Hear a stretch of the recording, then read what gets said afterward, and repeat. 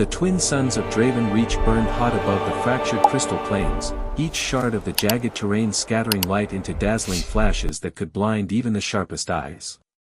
Captain Lyra crouched low, her blue-veined hands trembling as she gripped the stump of her weapon. The spear that had carried her family crest for 3 generations now lay ruined, its power core sputtering in the dust like the dying heartbeat of a world. The bodies of her soldiers sprawled around her, scattered across the battlefield in broken silence. 27 of the finest warriors of her people, the Corvani, cut down over 3 endless days of pursuit. She was the last of them, the only one who had not yet fallen. Her chest ached with grief, but her mind was steady. She was a captain, and captains did not run. From beyond the shattered ridge came the low thunder of boots striking stone. Heavy, deliberate, unhurried. The Drovok were close. They always were. Twice the size of a Corvani, their 6 arms swung with terrifying grace. Their claws could shear through armor plating as if it were cloth. Each of their steps made the ground groan under the weight of their brutal forms. Lyra closed her eyes briefly. Tactical training urged her to retreat, to find a shadow deep enough to hide, to wait for a rescue that would never come. But she was the last survivor of the elite guard. Running would mean her soldiers had died for nothing. She rose from behind the crystal spire, straightened her back, and gripped her broken weapon like a club. If the Drovok wanted her life, they would have to tear it from her by force. The enemy emerged from the haze, 20 at least, their grey hides shining like forged steel under the red-tinged light. They formed a ring around her, growls rumbling like stones grinding together. From the circle's edge, a scar-ridden giant stepped forward. His warhammer was so massive it looked more suited to crushing fortresses than to striking down a lone defender. "Little Blue Warrior," the leader said in broken galactic speech, his voice rumbling deep enough to rattle Lyra's bones. "You fight with strength. Your people died with courage. But now you will die too." Lyra lifted her chin. "I am Captain Lyra of the Corvani Guard. If you want me, come and take me." The circle tightened. Their laughter was a sickening rasp, like blades dragged over stone. Lyra's grip whitened on the ruined spear. The hammer lifted, its shadow looming above her. She prepared to dive aside, to delay her death as long as she could. She promised herself that when they remembered this battle, they would remember her name. Then the sky ripped open. A fiery streak tore through the upper atmosphere, trailing smoke and flame, smaller than any warship yet screaming with impossible force. It hurtled down, a meteor with purpose, and slammed into the ground between Lyra and the Drovok leader. The impact shook the plains like an earthquake. Crystal shards burst outward in a lethal storm, forcing Lyra to dive for cover. When the dust settled, a crater smoked at the center of the battlefield. Resting inside was no simple rock, it was a craft unlike anything Lyra had ever seen. Its hull gleamed with an alien black sheen, marked by strange symbols she couldn't decipher. Steam hissed from its seams. Flames licked along broken panels. The craft's side blew outward with a metallic shriek. From the smoke and sparks, a figure stepped forward. At first glance, it seemed smaller than either Corvani or Drovok. Its armor clung close to its body, not rigid plates but fluid and alive, shifting like liquid shadow. A visor hid its face, yet Lyra saw dark, steady eyes behind the clear panel, eyes unshaken by the carnage that surrounded them. The stranger took in the circle of monsters, the fallen soldiers, the lone survivor still clutching her broken spear. And then, with casual precision, the figure reached up and removed its helmet. Lyra gasped. The face beneath was unlike any she had ever seen. The skin was pale, almost soft. Black hair framed the brow in short strands. The features were fine, lacking the hardened scales or ridges common to warriors of the stars. Yet in those dark eyes there was no hesitation, no fear. Only calm determination. "Mind if I join in?" the stranger asked in perfect galactic speech, the words so casual they cut through the tension like a blade. The Drovok leader tilted his scarred head, then barked a harsh laugh. Another small thing comes to die. What are you? I'm human, the stranger replied, drawing a sleek weapon from across his back. My name is Eric. The weapon did not glow like Corvani energy lances nor hum like Drovok plasma cannons. It was a compact machine, dark and deadly, carried with the ease of someone who had used it many times before. The leader spat. Never heard of humans. You will die like the others. Eric gave a faint smile, predatory and sharp. Maybe. But probably not. The first Drovok lunged with all 6 arms spread wide. Eric didn't flinch. He flowed low, slipped beneath the claws, and rose behind the beast in a single motion. His weapon cracked once, the sound sharp and foreign. The Drovok fell without another breath. 2 more rushed him. Eric rolled forward, impossibly fast, and came up behind them. 2 shots, 2 bodies down. Lyra's heart hammered in her chest. She had fought these monsters. She knew their speed, their ferocity, their armor. To see one fall was miracle enough. To see 3 dead in the space of breaths, impossible. The circle no longer laughed. The Drovok began to close with wary caution, their predator's arrogance slipping into respect. Captain, Eric called over his shoulder, eyes never leaving the enemy. Can you still fight? Lyra looked at the stump of her spear. My weapon is destroyed. Then stay behind me. Watch for openings. I'll show them why you don't pick fights with humans. He raised his weapon again. And he smiled, not kindly, but with the hunger of a hunter who had just found prey worth his time. The Drovok charged as one, and the battlefield erupted into chaos. The battlefield stank of scorched crystal and burned flesh. Smoke curled from the wreckage of Eric's ship, drifting like shadows across the endless plains. Lyra leaned against a broken shard of crystal, her chest heaving as she tried to process what she had just seen. One human, smaller than either Corvani or Drovok, had cut down warriors she herself had barely survived fighting in groups of 2 or 3. And he had done it as though it were practice, not combat. Eric crouched near the crater, pulling metallic fragments and half-melted panels from the husk of his craft. Sparks jumped as he snapped open a scorched console. Communications core survived, he muttered to himself. His voice was calm, almost indifferent to the carnage still littering the plain. Lyra finally found her words. You fought, 20 of them. And won. Eric glanced up, a crooked smile touching his lips.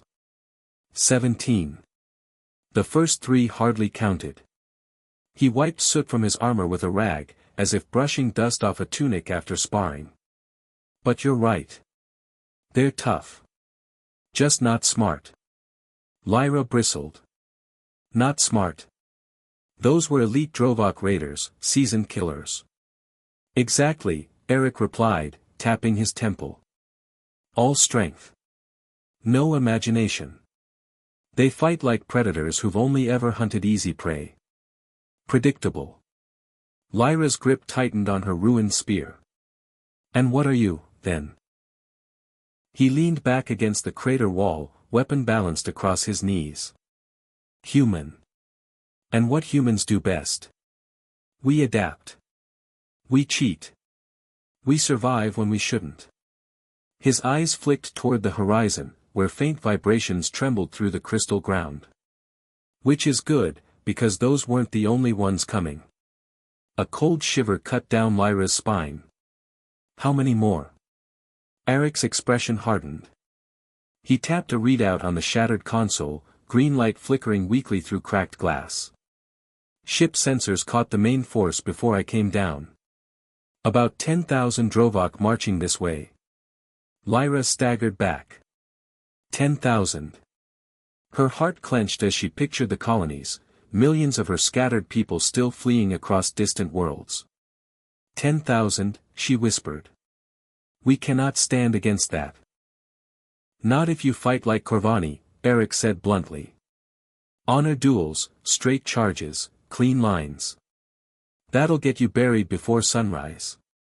He pulled a small device from the wreckage, some sort of transmitter, and began reconnecting wires with quick, precise movements. But fight like humans? Maybe we buy enough time to matter. Lyra's jaw tightened. You think trickery and dishonor can defeat an army? He looked up, meeting her gaze steadily. I think dead is dead. And if you care about the people you're protecting, you don't play fair. The word stung. She remembered the faces of her fallen soldiers, their vows to delay the horde long enough for the evacuation fleets to escape. She thought of her homeworld, already lost, nothing left but ash in the Drovok's wake. Maybe honor had died with it. Eric's transmitter beeped softly. He let out a slow breath.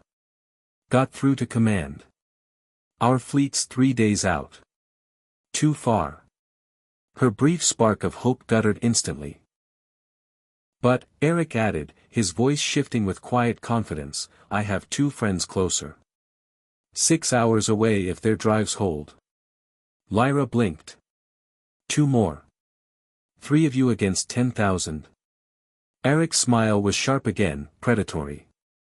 You'd be surprised what 3 humans can do when losing isn't an option. For the next hours, he set about teaching her things that felt like heresy. He showed her how to twist shattered crystal into traps sharp enough to shred armor. How to place charges so one blast triggered a cascade across the plane. How to make a handful of defenders sound like an entire army with nothing but echoes and smoke. This isn't warfare, she whispered, horrified, as he demonstrated how to turn scraps of hull into improvised explosives. This is survival, he answered. And survival doesn't care about your honor codes. Still, she learned. She learned how to move silently, how to aim not for the chest but the weak joints, how to vanish into shadow and strike only when advantage was absolute. Each lesson tore at the foundation of her upbringing, but each one made grim, undeniable sense. Hours later, a new sound rolled across the horizon, the shriek of controlled re-entry. Lyra lifted her eyes to the sky as 2 smaller craft streaked downward, their parachutes blooming like white flowers against the crimson heavens. They're here, Eric said simply. Relief softened his features for the first time since she'd met him. The figures that approached were armored like Eric, their steps measured, confident. One removed her helmet first, revealing a woman with short dark hair and eyes sharp as glass. The other, taller and steady, carried a long rifle across his back. Sarah. Kale. Eric's tone carried the ease of old comrades reunited. Glad you made it. Sarah surveyed the battlefield, her mouth quirking in amusement. Looks like you started without us. Just a warm-up, Eric replied.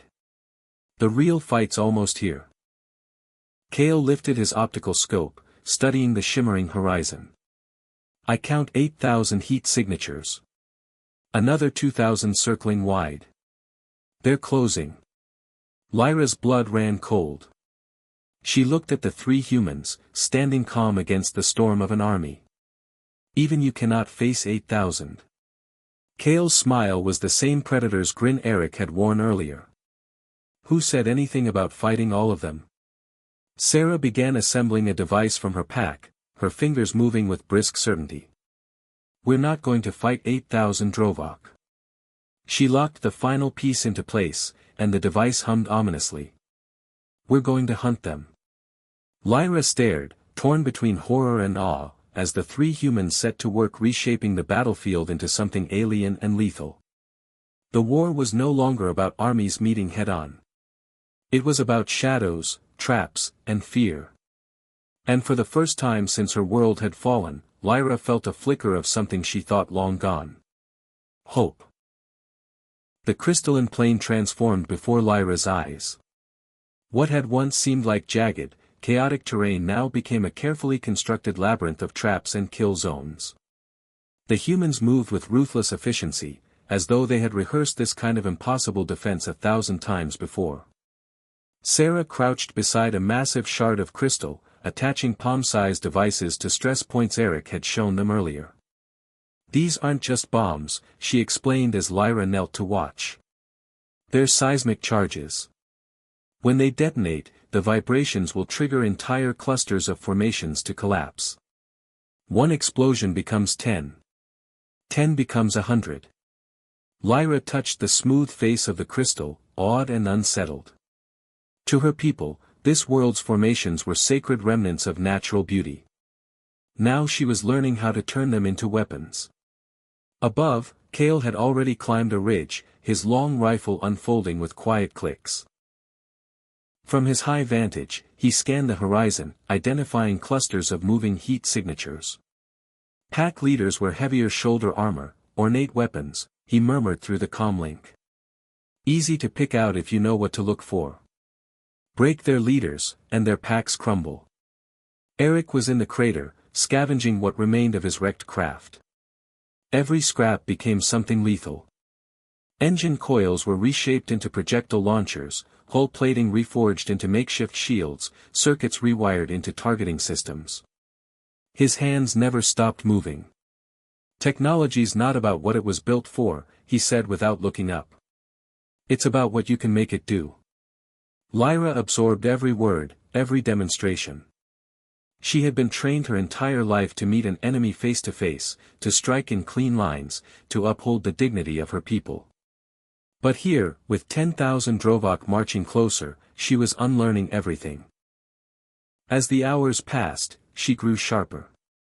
She learned to move silently across brittle shards, to see reflections not as beauty but as tools for blinding or confusing. She learned to set traps with invisible tripwires of energy, to plant decoys that drew fire onto empty ground.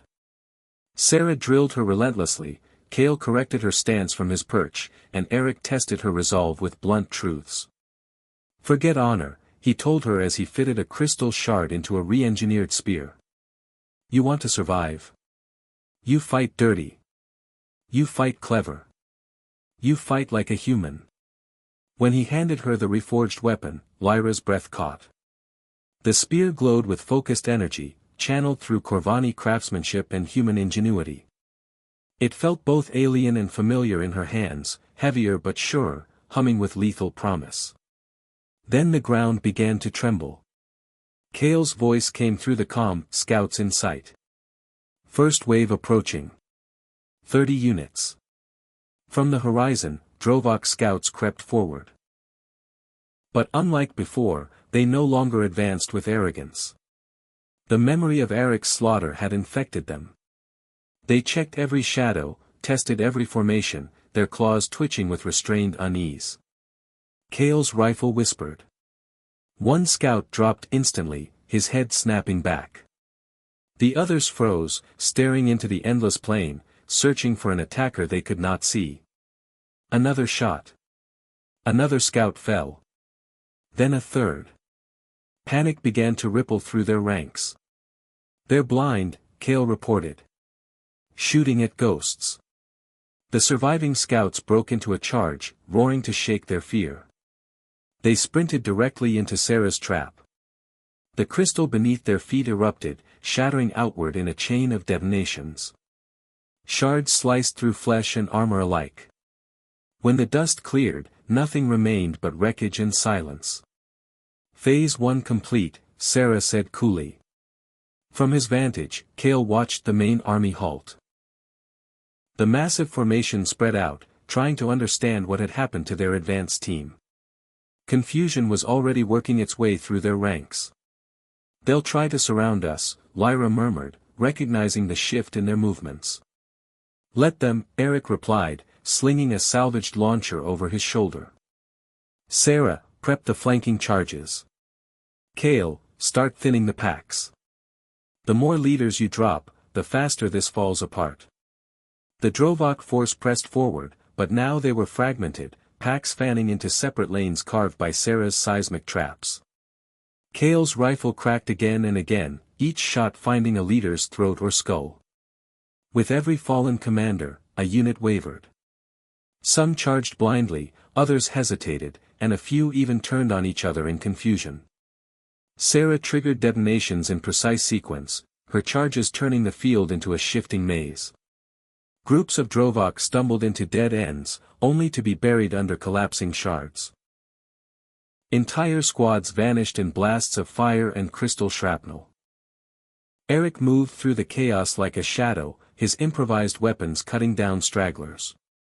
Lyra fought at his side, her reforged spear piercing through armored joints with ease. For the first time, she fought not with rigid formality but with cunning. She struck from angles, withdrew into shadow, reappeared only to strike again. "This is impossible," Lyra whispered as she watched wave after wave crumble. "No," Eric said firmly. "This is human warfare. Make them see more of us than there are. Make them fight shadows. Fear will kill them faster than any weapon." By the time twilight bled across the red sky, the plane no longer held an army. It held fragments, packs scattered, commanders dead, warriors turning on one another in blind panic. Lyra crouched behind a shattered wall of crystal, sweat slicking her brow. Her heart pounded not with fear, but with something sharper. For the first time, she felt not hunted but hunting.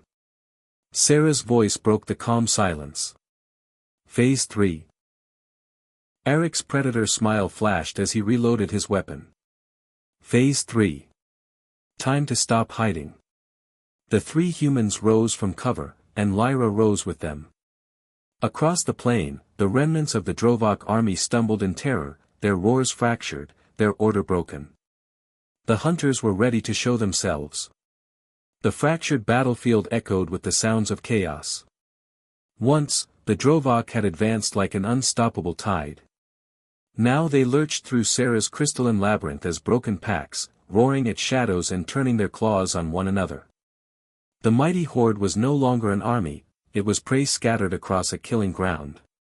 Lyra crouched with Eric behind a jagged ridge, her enhanced spear glowing faintly in the dim red light. The tremor of marching feet had become irregular, frantic. She could feel the fear bleeding into the Drovok ranks, and the realization struck her with force: the humans had remade the rules of war. "They're confused," Kale's voice came calm through the calm, no central order. "Leaders dropping everywhere." He fired again, his rifle whispering death from an unseen perch. Another commander fell, and the pack around him dissolved into panic. Sarah's detonations rippled across the field in carefully measured waves, collapsing crystal spires at the precise moments needed to corral enemy groups.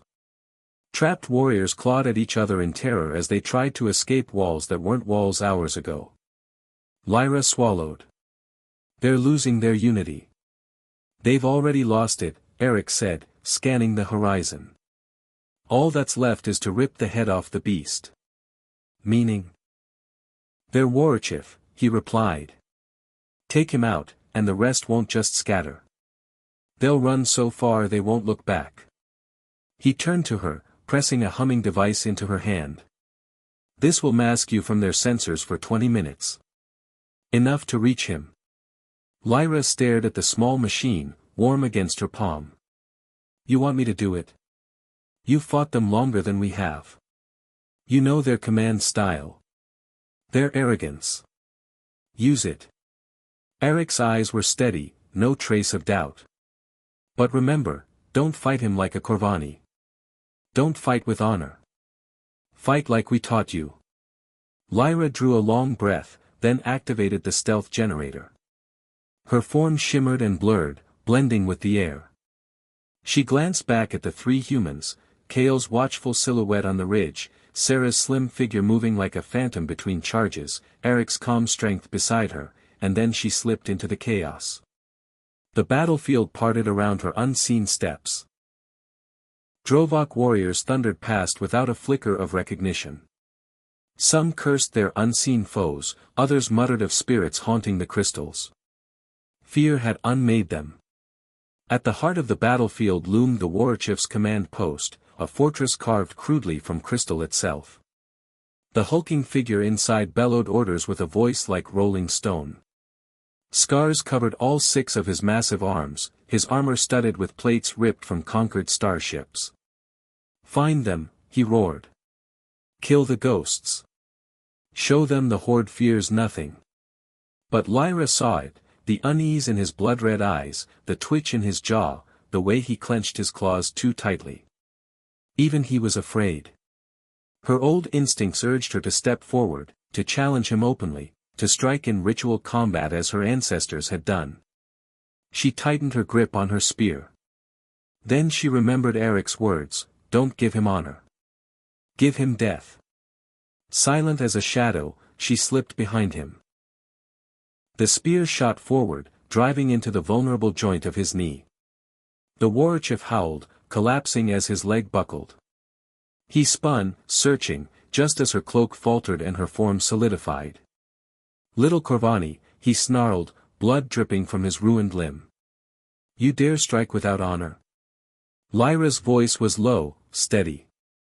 "Did you show honor when you burned my world? When your warriors slaughtered my people?" She drove the spear into his other knee, dropping him fully. "This is not the way of warriors," he bellowed, scrambling with clawed hands. "You're right," she said coldly. "This is the way of humans."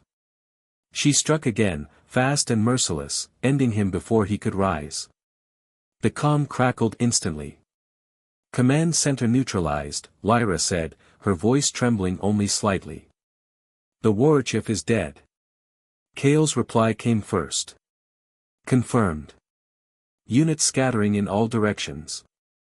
I count maybe 2,000 still standing," Sarah added. "The rest are running or already down." "Well done, Captain," Eric said warmly. "How do you feel?" Lyra looked down at the lifeless bulk at her feet. She felt no triumph, only a strange clarity. "Different," she admitted. "I fought like a human. And it worked." Outside, the plains rang with the sounds of retreat. The horde that had devoured worlds now broke apart like dry twigs, their warriors abandoning weapons and comrades alike to escape the nightmare. Some screamed of demons, others of vengeful spirits rising from the crystals. Few even spoke of humans, they spoke of terrors beyond comprehension. Lyra rejoined the three near the crater of Eric's ship. Kale was already stowing his rifle, Sarah checking her explosives, Eric leaning tiredly against the scorched hull. The air buzzed with the silence left after impossible victory. "What happens now?" she asked. "Now we wait for the fleet," Eric replied. "They'll study this. Learn. Maybe even recruit some of the survivors." "Recruit?" Lyra almost spat the word. "After what they've done." "Practical," Sarah said with a shrug. "A reformed enemy can be more useful than a dead one." Kale adjusted his scope, eyes narrowing at signals above the horizon. "They're already broadcasting warnings. Calling this sector cursed. Telling their brothers to stay away." Eric smiled faintly. "Good. Fear is the sharpest weapon of all. Let them carry it for us." Lyra sank onto a shard of crystal, her body heavy with exhaustion. She looked at the three strange beings who had turned an impossible battle into victory. They had saved her life. They had shown her a new way of war. They had given her people a chance. And she knew, with bone-deep certainty, that the galaxy would never be the same again. The red suns of Draven Reach sank lower, casting long shadows across a plain littered with the bodies of the defeated. The once proud Drovok horde, terror of colonies and destroyer of worlds, had shattered against the cunning of 3 humans and the courage of 1 Corvani captain. But the true story was not in the number of enemies slain. It was in the transformation that had taken place. Lyra had entered the fight as the last survivor of a doomed guard, clinging to the traditions of honor that had guided her people for centuries. She emerged something new, a warrior forged in human fire, armed not only with a reforged spear but with lessons that would ripple across civilizations. The humans had shown her that strength alone was never enough. That the battlefield was not a place for fair contests but for survival. That fear, deception, and adaptation were weapons as sharp as any blade. They had proven that 3 individuals, thinking like predators rather than prey, could unravel an army of thousands. Word of what happened on Draven Reach would spread. Whispers of ghost warriors and demon hunters would travel faster than any fleet. The Drovok themselves would carry the legend in their fear, seeding doubt where once there was only pride. And across the stars, those oppressed and hunted might find hope in the story of 3 humans and a captain who refused to surrender. If you've stayed with me through this tale, thank you. Stories like this remind us that sometimes the smallest spark of resistance can ignite the downfall of a giant. If you want to hear more epic battles, hidden histories, and strange encounters across the galaxy, make sure to subscribe to the channel. And hey, don't just subscribe. Like this video, share it with friends who love sci-fi as much as you do, and help spread these stories farther than even the Drovok could march. Because out here, legends matter.